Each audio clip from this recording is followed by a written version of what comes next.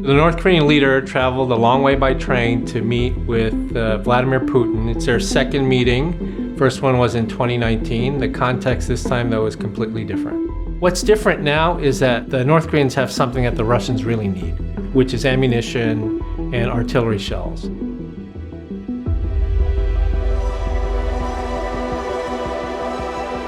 On the surface, this looks like an arms for food and fuel deal, where Russia needs munitions, artillery shells for the war in Ukraine. North Korea has a large stockpile of these. And in return, North Korea needs food, fuel, many things that have been stocked out after a 3-year lockdown because of the COVID pandemic.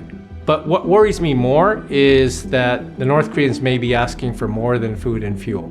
The choice to meet at the Russian space station may signal that North Korea is looking for help with their military satellites, looking for help with their ICBMs, intercontinental ballistic missiles, as well as looking for help with their submarines.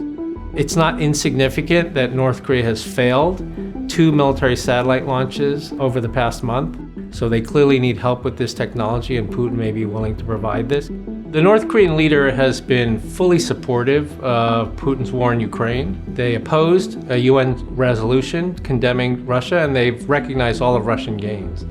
North Korea's motives in doing this is that they want to try to create more of an alliance with Russia. So the growing ties are in one sense a response to the Biden administration's efforts to consolidate alliance relationships with Korea and Japan, the Camp David summit that took place last month.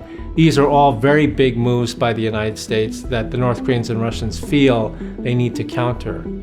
At the same time, though, I think the Russians and the North Koreans see an opportunity in showing the United States that their cooperation can create problems for the United States outside the theaters of which they interact with the United States.